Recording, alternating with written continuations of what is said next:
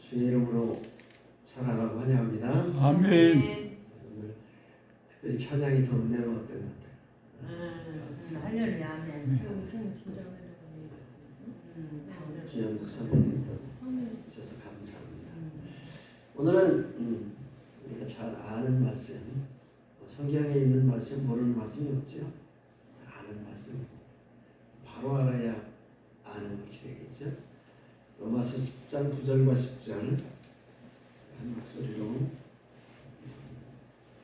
읽어보겠습니다. 내가 만일 내 입으로 예수를 주로 주로 시인하며 또 하나님께서 그를 죽은 자 가운데서 살리신 것을 내 내 마음에 믿으면 구원을 받으리라.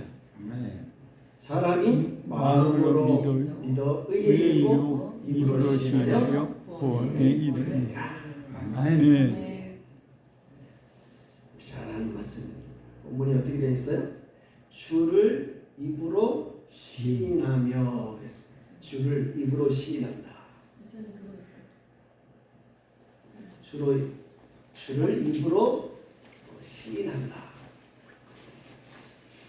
시인하면 된다 그 말. 그래서 영접 교리가 있잖아요. 주님 내가 믿습니다. 내 마음에 받아들입니다. 이렇게 이제 입으로 시인하는 그런 고백을 많이 합니다. 입으로 시인하는 것. 그 다음에 시인하며 그랬으니까 다음 말씀과 연결되는 거예요.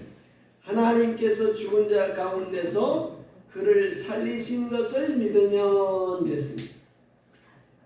주를 죽은 자 가운데서 하나님이 그를 살리신 것을 믿으면 이게 왜 십자가의 고난과 부활이죠. 아멘. 죽음과 부활을 믿으면 그러면 이 두 가지가 충족이 되면 구원을 얻었다. 그렇게 오늘 본문이 말하고 있는 거예요. 입으로 시인하는 것과 주님의 고난과 부활을 믿으면 구원을 얻는다. 이렇게 구절이 되어 있습니다. 그래서 마음에 믿어 뭐에 이르고 의에 이르고 그 다음에 입으로 시인하여 구원에 이른다. 이렇게 되어 있습니다. 9절과 10절이 이렇게 되어 있는 거예요.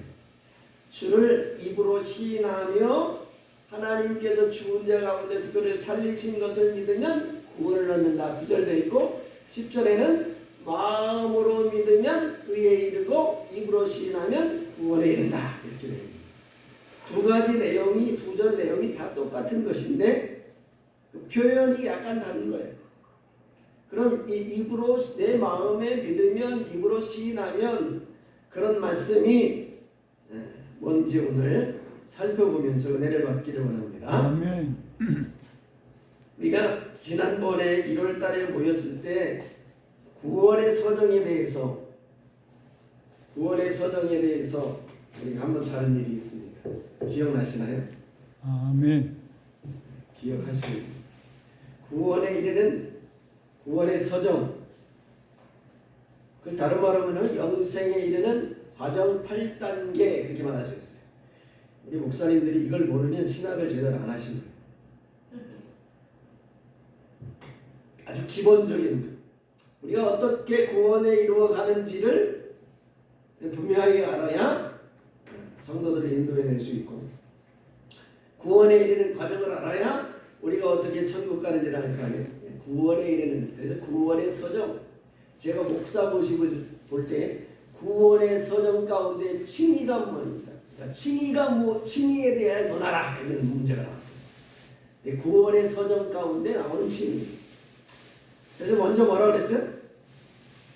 구원의 서정 8단계 첫째가 뭐예요? 소명.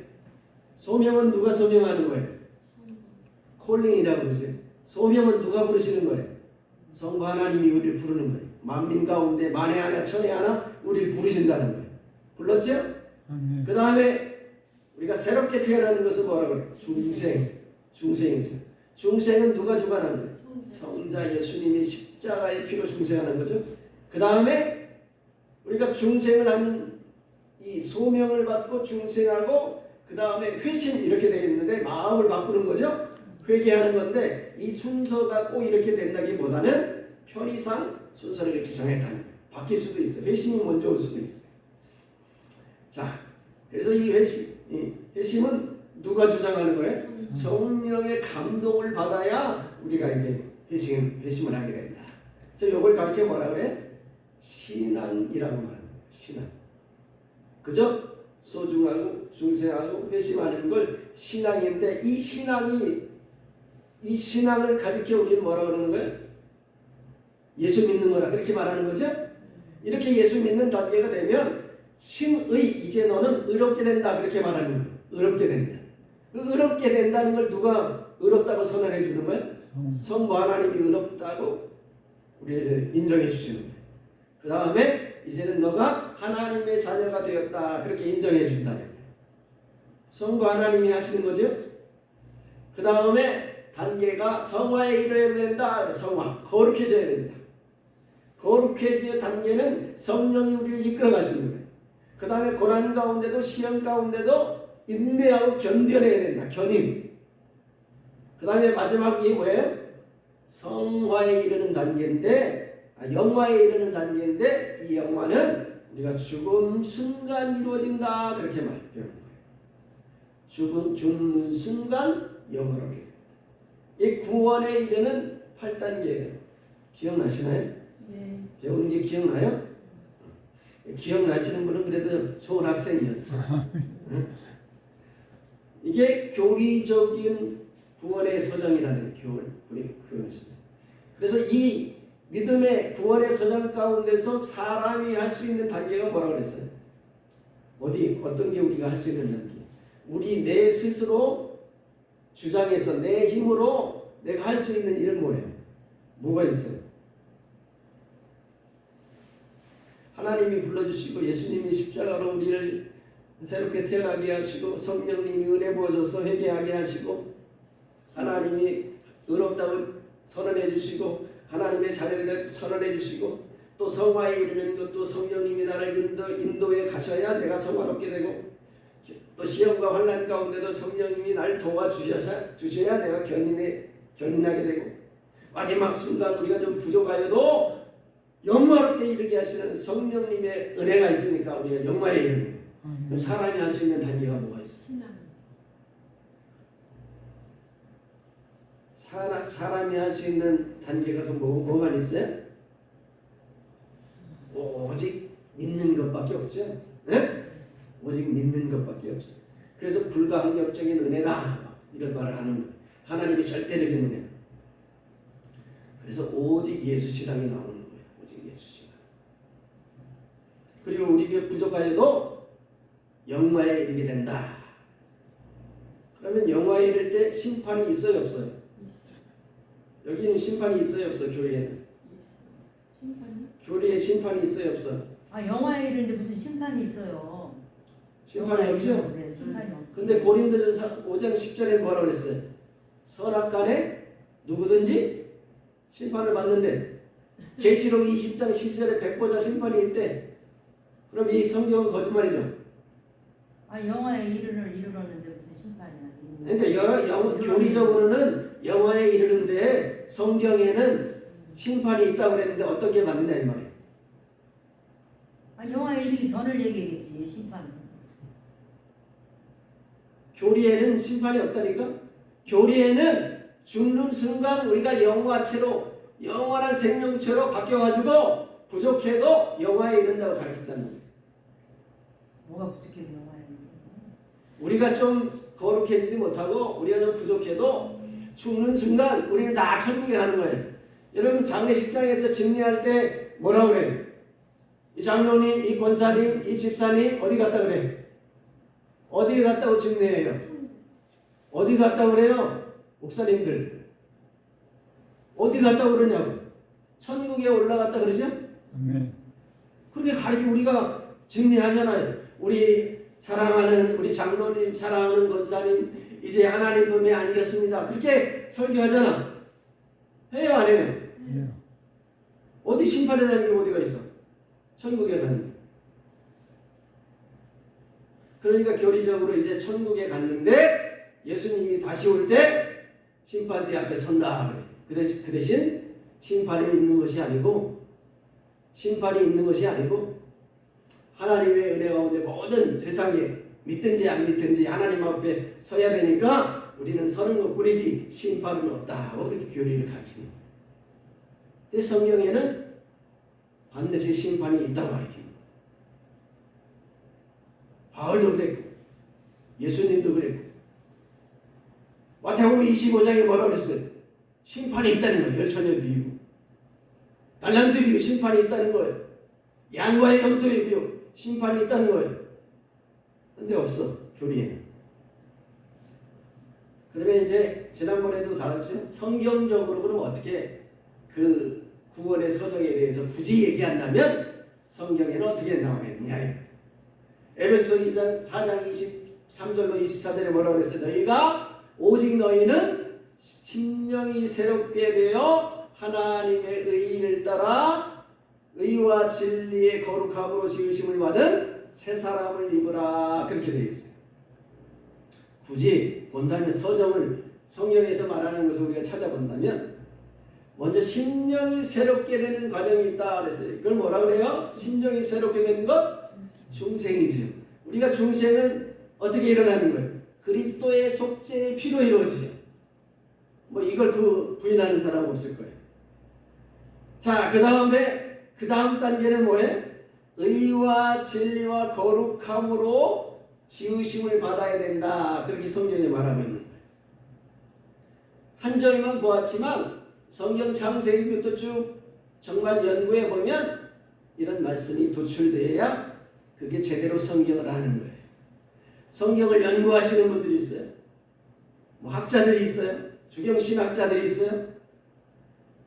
도대체 학자들이 이런 말씀은 모르고 맨 교리적으로 설명하는 데 바빠요. 근데 성경은 본래 오늘 문맥처럼 이렇게 되어 있습니다. 의와 진리와 거룩함으로 지으심을 받은 새 사람을 입어야 된다. 그렇게 가르치고 있는 거예요. 어떻게 의와 진리와 거룩함으로 새 사람을 입나요? 그리스도를 본받는 삶을 말하는 거예요. 그리스도를 본받는 삶. 그리스도를 본받는 삶이 뭔가요? 네? 그리스도를 본받는 삶이 뭐예요? 십자가 지는 건가요? 그리스도 그러면 우리는 십자가만 생각해요. 그리스도가 어떻게 이 땅에 살았는지에 대해서는 별 관심이 없어요. 33년의 세월은 관심이 없고 마지막 겟세마네 동산부터 십자가에 죽으시고 부활한 것만 관심이 있어요. 7대 복음이라고 설교하는 어느 목사님이 있어요. 7대 복음은 예수님의 신분을 말하는 거예요. 교리적으로. 이 땅에 오실 때 비하되신 신분, 이 땅에서 부활하여 승천하셔서 하나님의 보좌 우편에 앉을까지 승귀하신 높아지신 신분, 낮아지신 신분과 높아지신 신분을 7대 복음이라 그래서 그것만 알면 완전한 구원에 이른다고 가르치는 분도 있어요. 예수님의 신분에 대해서 말하고 있는데 중요한 것은 7대 복음 가운데 중요한 것은 예수님의 삶을 생각해 보는 게 중요한 거예요. 예수님의 삶을 예수님은 어떤 삶을 사셨어요? 어떤 삶을 사셨나요?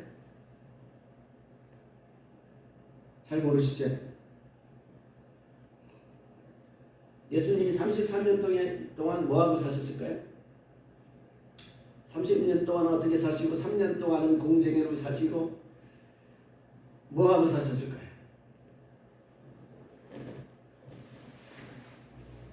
성경에 예수님은 이 땅에 오셔서 하나님의 말씀, 율법을 따라 순종하는 삶을 살았다. 그렇게 가르치고 있어요.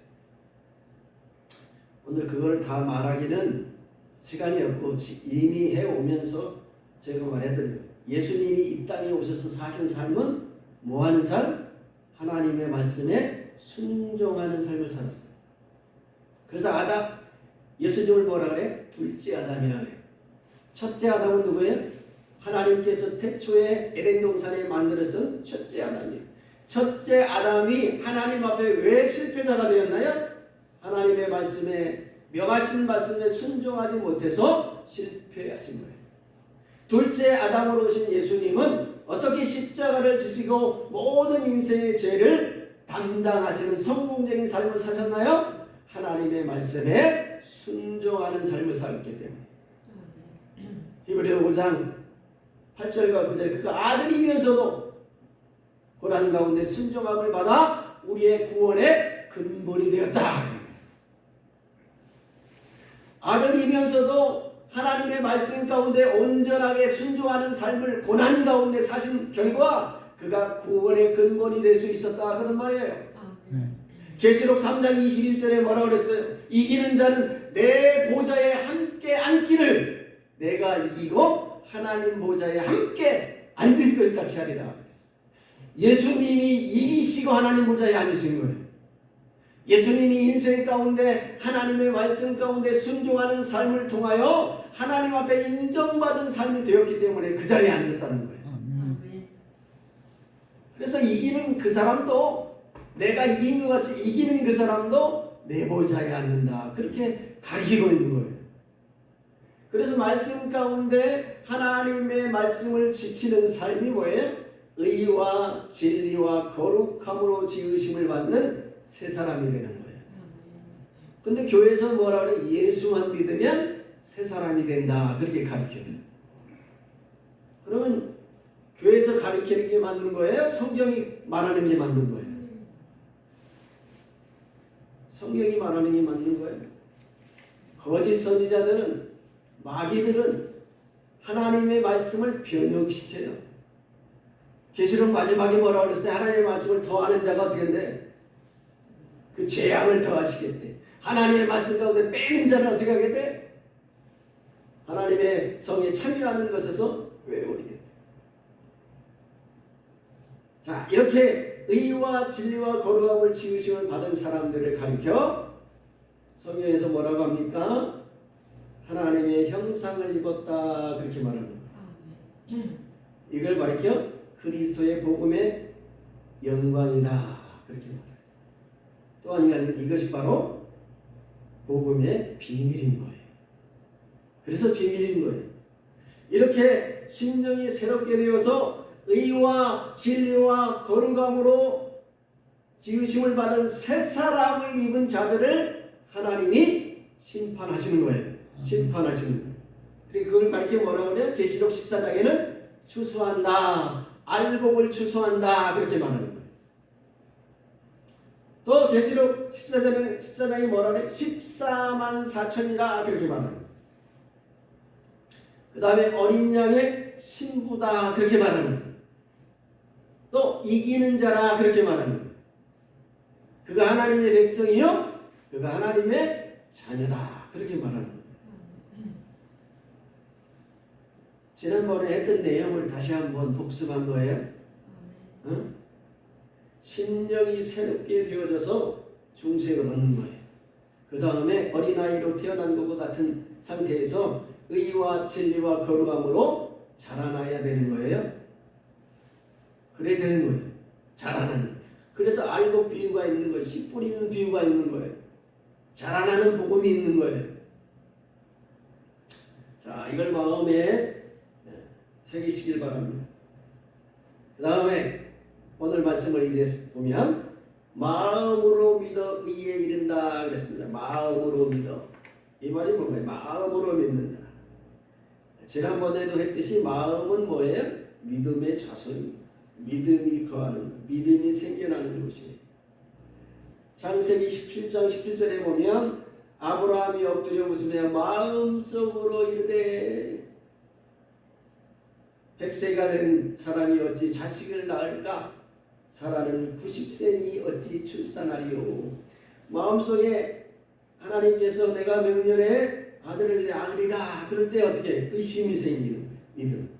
마음속에서 믿느냐 안 믿느냐 결정되는 거예요. 그래서 믿음의 자손이라고.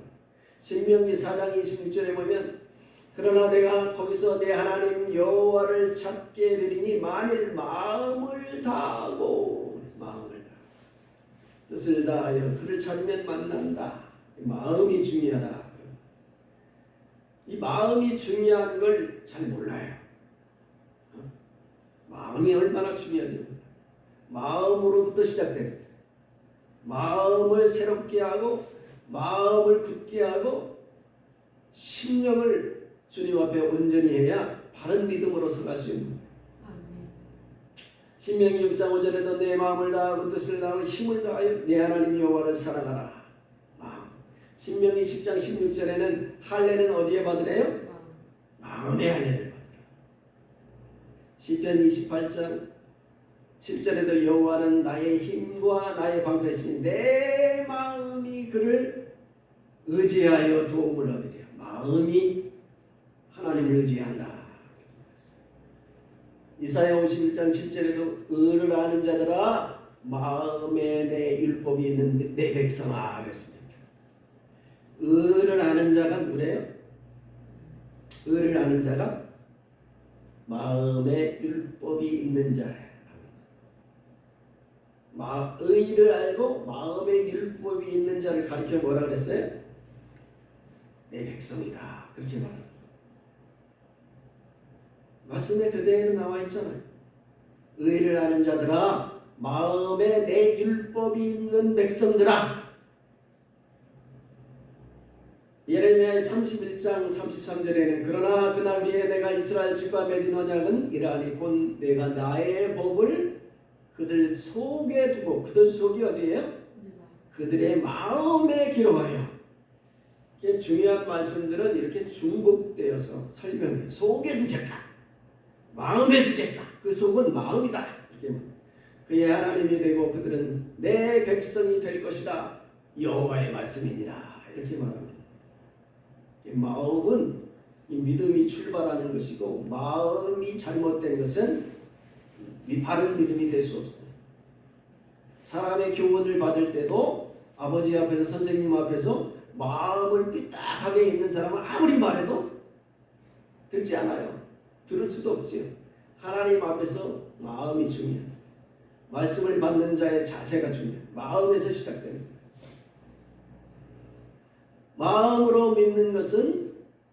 마음으로 믿는 것은 뭐예요? 마음을 바꾸는 것을 말하는 거예요. 마음을 바꾸는 것. 뒤에도 나와 있는데 또 새 영을 너희 속에 두고 새 마음을 너희에게 주되 너희 육신에는 굳은 마음을 제거하고 부드러운 마음을 줄 것이며. 너무너무 중요한 말씀인데 이제 새 언약에 대해서 다음 3월달과 4월달 두 번 할 텐데 이게 굉장히 중요한 말씀. 마음으로 믿는다고 하는 것은 뭐냐면 마음을 새롭게 하는 것이라고 했어요. 마음을 새롭게. 왜? 마음이 믿음의 자소이기 때문에. 그래서 여기 보니까 새 영과 새 마음을 주시겠다. 그래서 새 영과 새 마음. 여기 새 영과 새 마음을 주시는 게 뭐예요? 굳은 마음을 제거하고 굳은 마음이 강팍하게 된 사람들, 딱딱한 마음이 된 그 마음을 부드러운 마음이 되게 하고 굳은 마음을 제거하고 부드러운 마음이 되는 것을 가리켜 새 마음과 새 영이 되었다. 그렇게 오늘 에스겔 36장 26절에는 말하고 있는 거예요. 맞아요? 그대로 나와 있죠? 새 영을 너희 속에 두고 새 마음을 너희에게 주겠다. 그때 뭐예요? 굳은 마음을, 육신의 굳은 마음을 제거하고 부드러운 마음이 되게 하겠다. 그러면 새 영과 새 마음이 된 것이다. 그렇게 에스겔 36장 26절에 말하고 있는 거예요. 이걸 잘 기억하세요. 마음을 바꿔 부드러운 마음이 된다. 그런 마음이 무슨 뜻이냐? 37절에 27절 6절 다음에 그것을 설명합니다. 또 내 영을 너희 속에 두어 너희로 내 율례를 지키게 하리니 너희가 내 율례를 지켜 행할지니라. 그러니까 부드러운 마음이 되었다는 건 뭐예요? 새 영을 우리 마음에 두었다는 거죠? 굳은 마음이 새 영이 되었다는 거예요. 새 마음이 되었다는 거예요. 그럼 새 마음이 되고 새 영이 된 상태는 어떤 상태인가? 새 영이 내 마음에 거하면 어떻게 해요? 율례와 규례를 지켜 행하게 한다. 제 말이 아니죠? 성경 말씀에 그렇게 되어 있는 거예요. 에스겔 36장 27절에 그렇게 되어 있는 거예요. 율례와 규례를 지켜 행하게 한다. 그럼 뭐예요? 이게 바로 마음으로 믿는 것을 가리키는 거예요. 마음으로 믿는 상태를 말해요. 율례와 규례를 지켜 행하여 새 영과 새 마음에 거하게 되면 마음으로 믿는 상태를 말하게 되는 거예요. 이걸 가리켜 마음으로 믿는다. 그렇게 우리가 설명할 수 있는 거예요. 마음으로 믿음이 뭐라고요? 마음을 새롭게 합니다. 마음으로 믿는다고 하는 것은 마음을 새롭게 하는 것인데, 마음이 새롭게 된 데는 새 마음과 새 영이 된 상태를 가리킵니다. 그것은 굳은 마음을 제거하고 부드러운 마음이 된다는 거예요. 좀 어려우니까 계속 다시 한번 설명하는 겁니다. 새 영이 마음에 거하면 어떤 상태가 된다고 했어요? 율례와 규례를 지켜 행하고 그것이 마음으로 믿는 것이다. 지금까지 한 내용을 지금 표로 좀 설명하는 거예요. 마음으로 믿는다고 하는 것은 마음을 새롭게 하는 거예요. 마음이 새로워진다는 것은 새 영과 새 마음을 받는 것인데, 굳은 마음이 제거해야 되고 부드러운 마음이 된 상태를 가리킵니다. 그래서 새 마음과 새 영이 내 속에 거하고 있다는 것은 어떤 상태입니까? 율례와 규례를 지켜 행하는 것이다. 그것이 곧 마음으로 믿는 것이다. 그렇다면 중요한 내용입니다.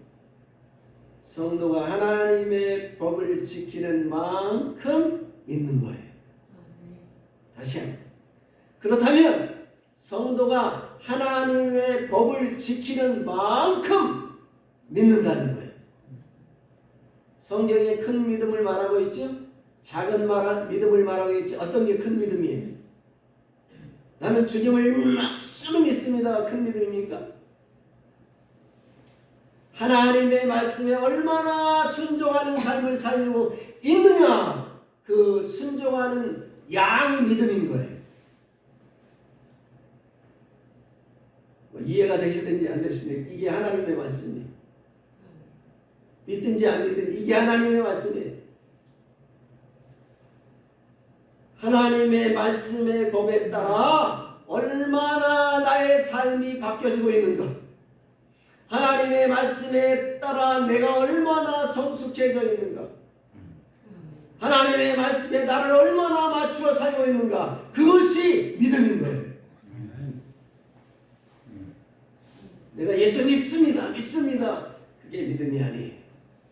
하나님의 말씀대로 의와 진리와 거룩함으로 지어지는 새 사람이 되어가는 만큼 믿는 거예요. 그게 비밀인 거예요. 자, 마음으로 믿으면, 입으로 시인하면, 입으로 시인하여 구원에 이른다. 자, 입으로 시인하는 삶은 단순한 고백으로 오해하지 말아야 합니다. 여러분, 고백한다고 믿음이 되나요? 이사야 29장 13절에 주께서 이르시되 이 백성이 입으로는 나를 가까이하며 입술로는 나를 공경하나 그들의 마음은 내게서 멀리 떠났나니. 입술로는 주여 주여, 입술로는 여호와 하나님, 입술로는 믿습니다. 근데 마음은 멀리 떠나 있대. 그들이 나를 경외함은 사람의 계명으로 가르침을 받을 뿐입니다. 하나님의 말씀을 사람의 말같이 여긴다는 거예요. 마태복음 7장 21절에 아주 유명한 하나님 예수님의 가르침이 있습니다. 나더러 주여 주여 하는 자마다 다 천국에 들어갈 것이 아니요. 그 다음에 뭐라고 그랬어요? 다만 하늘에 계신 내 아버지 뜻대로 행하는 자라야 들어가리라. 아버지 뜻이 뭐예요? 말씀이죠. 구약의 말씀이죠. 아버지 뜻. 아버지 뜻이 뭐예요? 율법의 말씀이죠. 계명의 말씀이죠. 우리에게 가르치는 말씀이죠. 그 말씀대로 예수님은 사신 거예요. 주여 주여 하기만 하고 하나님 뜻은 하나도 행하지 않아요. 내 이웃을 사랑하라 안 들어요. 사랑하네. 용서하라. 용서 안 해요. 누가복음 10장에 나오는 1만 달란트 빚진 자가 있어요. 그가 주인 앞에 1만 달란트를 갚을 능력이 없어요. 여러분 1만 달란트가 얼마인지 알아요? 1달란트, 금 1달란트가 금 34kg예요. 34kg면 얼마나 되는지 아세요?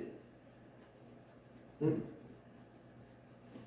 1달란트가 지금 시세로 금으로 내가 환산을 해보니까 한 26억 대. 그런 돈을 갚을 길이 없어 용서받았어요. 우리의 죄가 그렇게 중하고 그렇게 힘든 죄라는 거예요. 그런데 100데나리온은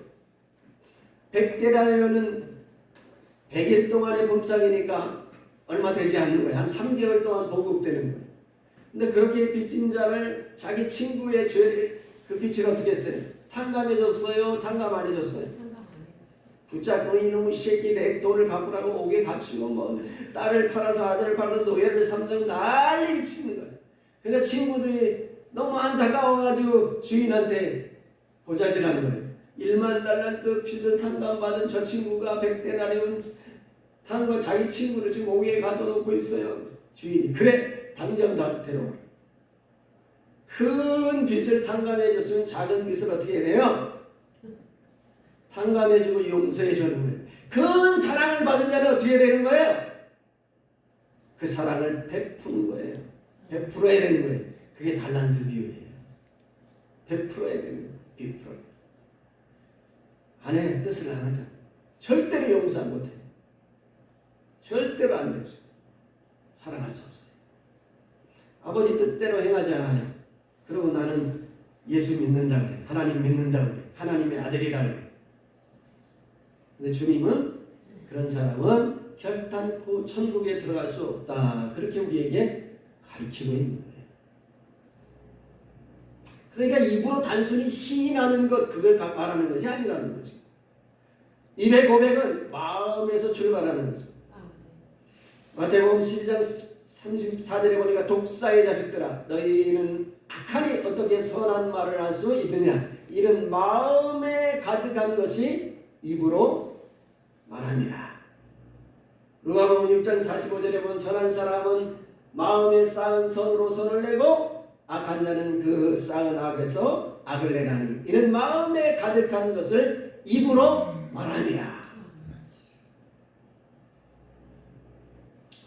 그래서 한 마음과 한 입이 되어야 되는 거예요. 로마서 15장 6절에 보면 한 마음과 한 입으로 하나님 곧 우리 주 예수 그리스도의 아버지께 영광을 돌리게 하려 함이라 그랬어요. 한 마음과 한 입. 마음이 중요한 마음에서 나오는 것이 입으로 나오기 때문에 자, 구원받은 자 어떤 자예요?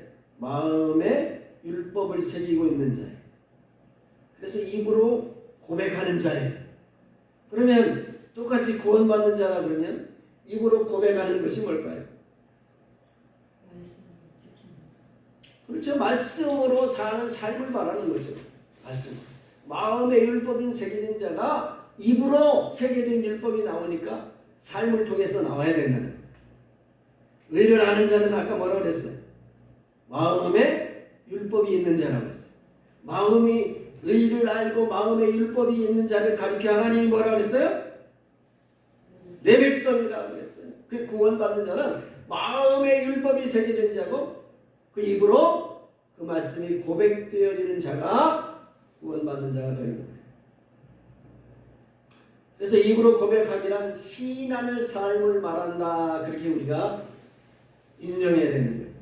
빌립보서 2장 11절에 모든 입으로 예수 그리스도를 주라 시인하여 하나님 아버지께 영광을 돌리게 하려 하셨느니라. 그렇게 말했는데 우리가 입을 통해서 시인한다고 하는 것은 하나님 앞에 영광이 되어질 만큼 되어야 된다. 하나님 앞에 영광이 되는 거 어떻게 해요? 마태복음 5장 16절에 너희의 착한 행실을 보고 아버지 하나님께 영광을 돌리라. 여기 착한 행실 그러면 또 교회에서 뭐라 그래? 예수 믿는 것이 착하다 그래요. 예수 믿는 것만 착한 거예요? 성품이 착하고 바르고 옳고 공의롭고 정의로운 것이 착한 거예요. 예수 믿으면서도 옳지 않고 정의롭지 않고 정직하지 않고 그거 옳지 않은 거예요. 착하지 않은 거예요. 맞아요? 틀려요? 예수 믿으면 다 착한 겁니까? 아니면 공의롭고 정의롭고 바르고 의롭고 도덕적이고 거룩해야 착한 겁니까? 어떻게 착한 거예요? 에베소 5장 9절에 빛의 열매는 모든 착함과 의로움과 거룩함에 있느니라. 진실함에 있느니라. 우리가 정직하고 거룩하고 착해야 그게 바른 것이지. 예수 믿으면 착하네. 그게 주의하는 거예요. 로마서 14장 8절에 살아도 주를 위해 살고 죽어도 주를 위해 죽는다. 그래요 우리가. 나를 주를 위해 순교하겠다. 정말로 순교하고 정말로 주님을 사랑하는 게 뭐예요? 정말로 주님이 기뻐하는 거 뭐예요? 주님을 위해 순교하는 거 하나님이 무척 기뻐하시죠? 그러나 그보다 더 하나님이 좋아하시는 게 뭐예요? 하나님 뜻대로 하는 거예요.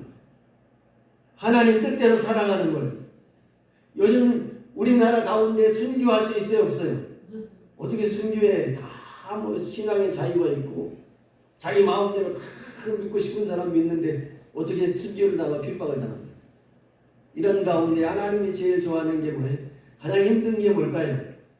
총 맞아 죽는 게 어려울까요? 아니면 하나님 뜻대로 살아가는 게 어려울까요? 뜻대로 살아가는 게 그게 오늘 산 순교인 거예요. 하나님의 뜻대로 살아가는 것이 얼마나 힘든지 몰라요. 여러분 모세가 왜 가나안에 못 들어갔나요? 왜 모세가 가나안에 못 들어갔나요? 신학자들은 그래요. 구약의 율법을 통하여서는 천국에 갈 수 없기 때문에 모세의 사역은 거기까지 있기 때문에 못 들어갔다 그래요. 성경에 그렇게 나온 데 있어요? 모세가 왜 하나님 앞에 가나안에 못 들어갔어요? 하나님의 영광을 나타내지 않고 자기 혈기냈기 때문에 못 들어간 거잖아요. 성경에 그렇게 써 있잖아요. 맞아요? 아멘. 성경에 그렇게 써 있어요. 하나님의 영광을 드러내지 아니하고 내가 혈기를 냈기 때문에 너는 거기까지야. 가나안에 못 가. 그럼 뭐예요? 혈기를 내서는 안 된다는 거예요. 그리고 혈기를 어떻게 해야 돼? 죽여야 돼. 그렇지요? 죽여야 되잖아. 죽이려면 쉬워요? 어려워요? 이순정 목사님 보고 배우면 되는 거예요. 우리 이순정 목사님 혈기가 하늘을 찔렀는데 지금 순종의 목사님 되시죠. 변화가 되는 거예요. 누가 변화가 안 된다 그래? 누가 변화가 안 된다 그래? 변할 수 없다 그래? 누가 그래? 그런데 그렇게 가르쳐요. 변화할 수 없다. 조상규 목사님을 보세요. 얼마나 변했어? 지금 완전히 순한 양이죠. 순한 양이. 변할 수 있는 거예요. 변할 수 있는 거예요. 변해야 되는 거예요. 버려야 되는 거예요. 자기의 것을 끊어야 되는 거예요. 아멘. 자기의 못난 것, 못된 것, 하나님의 뜻에 빗나간 것을 잘라버리고 빼어버리고 눈을 빼어버리듯 오른팔을 잘라버리는 그런 자기 성찰과 자기 애쓰는 노력을 통해 하나님 앞에 우리가 변해야 되는 거예요. 그게 주를 위해 살고 주를 위해 죽는 거예요. 아멘. 말로만 주를 위해 죽고 말로만 주를 위해 산다. 조금도 가난한 이웃을 위해서 나눠주지 못해. 그러면서 자기를 큰 주를 위해 사는 거예요. 그게 누구예요? 부자 청년이에요.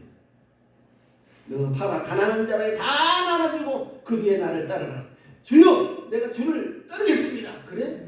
그 너 있는 거 다 가난한 자에 팔아주고 팔아서 나눠주고 나한테 와. 안 되겠는데. 못하겠는데. 그러고 주를 따르겠대. 먼저 주님의 뜻대로 말대로 주의 음성대로 가는 거예요. 아멘. 주님의 말씀이 절대적인 거예요. 주님의 말씀에 순종해야 그것이 믿음인 거예요. 주님의 말씀에 거리가 있어요. 여러분 라헬 아시죠? 라헬. 야곱이 부인이 넷이 있었어요. 넷.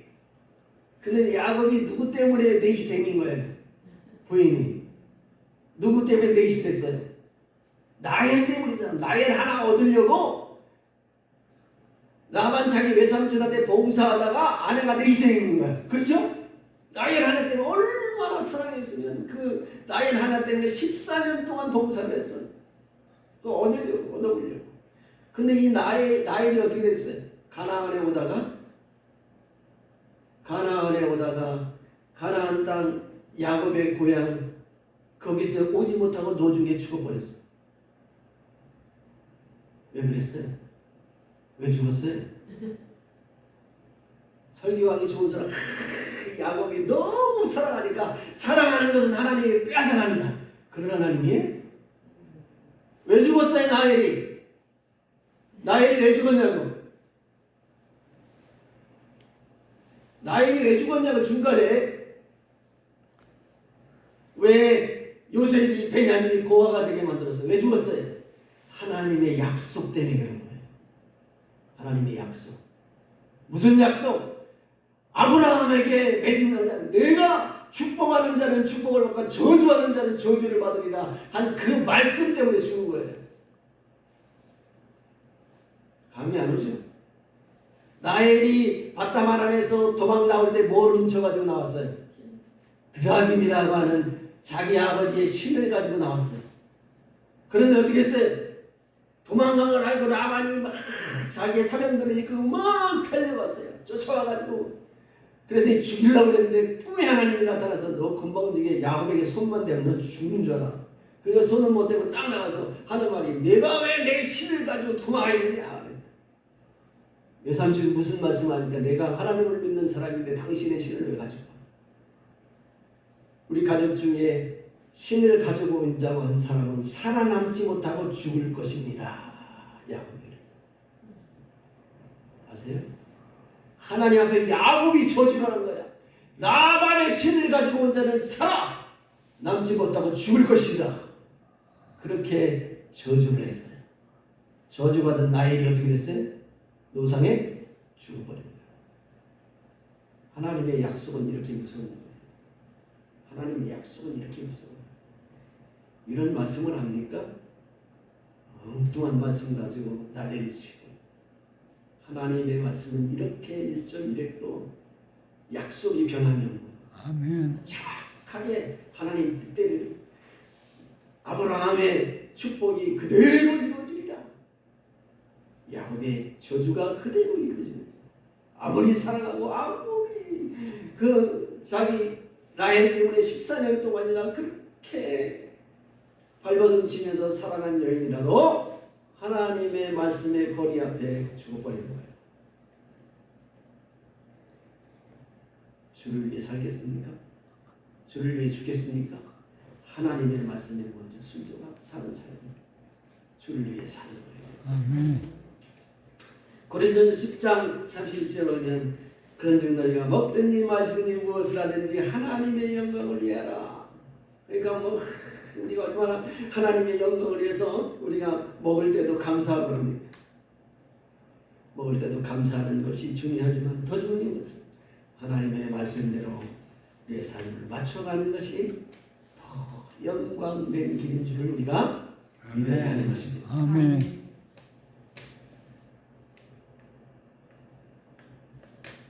에러가 나죠.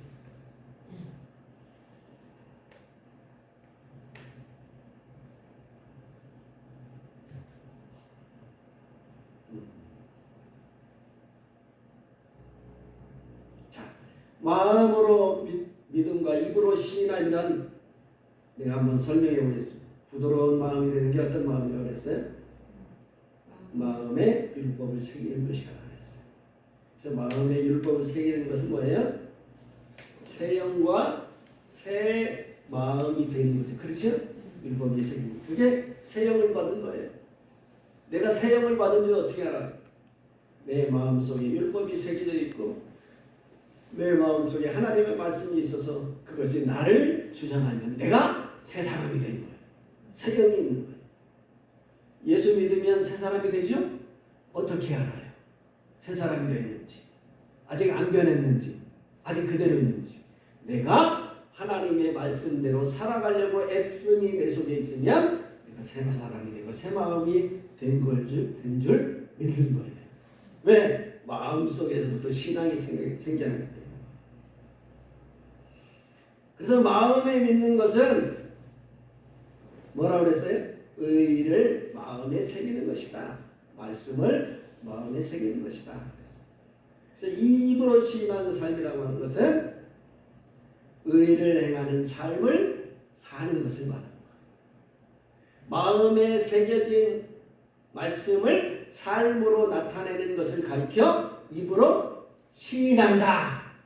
이렇게 설명해 주고 있는 거예요. 이해가 되시나요? 그래서 이를 가리켜 구원받은 하나님의 자녀라고 말해야 되는 거예요. 이 단계까지 이르러야지 하나님의 자녀가 되겠다. 이렇게 말할 수 있는 거예요. 부드러운 마음이어서 율법을 내 마음에 새기고 그 새겨진 말씀을 가지고 내가 새 영과 새 마음이 되고 마음으로 믿는 것이 되고 그래서 그것을 입으로 시인하여 그 말씀대로 내가 살아나갈 때 하나님의 사람인 것을 사람도 알게 되고 나도 알게 되고 주위에서 알게 되는 거예요. 그래야 예수 믿는다고 하는 향기가 나타나고 예수 믿는다고 하는 표가 나타나는 거예요. 이마에다가 나는 예수 믿어 이렇게 쓰고 안 다녀도 알게 되는 거예요. 그래서 아까 구원의 서정 가운데 교리대로 말하면 하나님의 말씀대로 살아가는 부분은 아무것도 없는 거예요. 있어요, 없어요? 하나님의 말씀대로 살아갈 수 있는 여지가 없어요. 뭐 성화를 이루기 위해서 하나님의 뜻대로 우리가 살아가야 된다 조금 얘기할 수 있는데 또 교리적으로 말하면 믿음의 구원을 얻고 내가 행함으로 상을 얻는다 그렇게 생각해요. 이신득구 들어봤어요? 내가 믿어서 구원에 이르고 이행득상 내가 행해서 상을 얻는다 그렇게 가르쳐요. 상을 얻는다. 행하는 것은 행하면 좋지만은 행하는 사람들은 상을 얻는다. 그래서 옛날에 부흥사들은 어때요? 천국에 보니까 하나님 앞에 전부 면류관을 썼더래. 그런데 아무개를 보니까 면류관을 얻고 개털 모자를 썼더래. 들어봤어요? 그 개털 모자 쓰면 안 되고 면류관을 쓰기 위해서 우리가 선을 행해야 된다. 근데 그 선도 하나님 앞에 충성하고 헌신하고 전도하고 예배하고 봉사하는 것에 국한되어 있는 거예요. 근데 성경에는 그걸 말하고 있는 것이 아니고 뭘 말해요? 마음에 새롭게 된 자들이 의와 진리와 거룩함으로 지으심을 받은 새 사람을 잇는 것이 바로 거룩해지는 것이고 그 새 사람을 잇는 것이 하나님을 믿는 것이고 새 사람을 잇는 것이 하나님 앞에 들림받아가는 천국 백성이 된다. 그렇게 가르치고 있는 거예요. 성경이. 선택을 하셔야 돼. 뭘 따라갈지.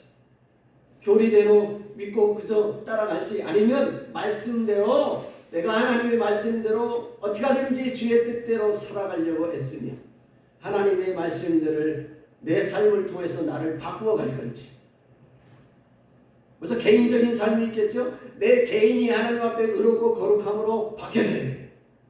그 다음에 하나님의 뜻대로 이웃에게 사랑을 나눠주고 자선을 베풀고 용서해주고 하나님의 뜻대로 살아가는 2차적인 삶이 또 있는 거예요. 그 다음에 사역이 돼야 되는 거예요. 그 다음에 사역이 있어져야 되는 거예요. 근데 오늘 어때? 거두절미하고 나도 변하지 않고 이웃에게 사랑도 베풀지 않고 사역만 있어. 사역만 해. 그러면 사역을 해가면 마태복음 7장 21절 이해가 되는 거예요. 주여 주여 하는 거예요. 주여 주여 하는 자마다 다 천국에 들어갈 것이 아니요. 그렇게 되는 거예요. 다만 하늘에 계신 내 아버지 뜻대로 행하는 자라야 들어가리라. 이게 없는 거예요. 그래서 우리가 단순히 입으로 고백하는 것이 아니에요. 내 마음속에 나를 바꾸어 삶을 통하여 그것이 고백되어져야 그것이 바른 하나님 앞에 믿음의 사랑이라고 하는 것을 우리에게 가르쳐주고 있는 내용이 로마서 10장 9절과 10절 내용이에요. 이렇게 우리가 먼저 된 자들이 바뀌어서 하나님 앞에 하나님 뜻대로 우리의 삶을 변화시켜 나가야 돼. 모세가 혈기내서 천국에 못 들어갔다면 우리가 혈기를 버리지 못하면 어떻게 되겠어? 모세 같은 사람도 가나안에 못 들어간다. 그래서 우리가 다 하나님 앞에 삶을 통하여 인격이 바뀌고 어디서 출발해야 돼요? 마음이 바뀌어져야 돼요. 마음이 새로워지고 우리 삶이 새로워지고 나의 인격이 바뀌었어. 하나님 앞에 다 이기는 자가 되시고 어린 양의 신부가 되시고 14만 4천이 되시고 알곡이 되시고 이기는 자가 되시고 하나님의 백성과 자녀가 되어서 영원한 나라에서 오늘 여기서만 보는 것이 아니라 영원한 나라에서도 함께 보는 저와 여러분이 되시기를 주의 이름으로 축원합니다. 아멘. 고마우신 하나님 감사합니다.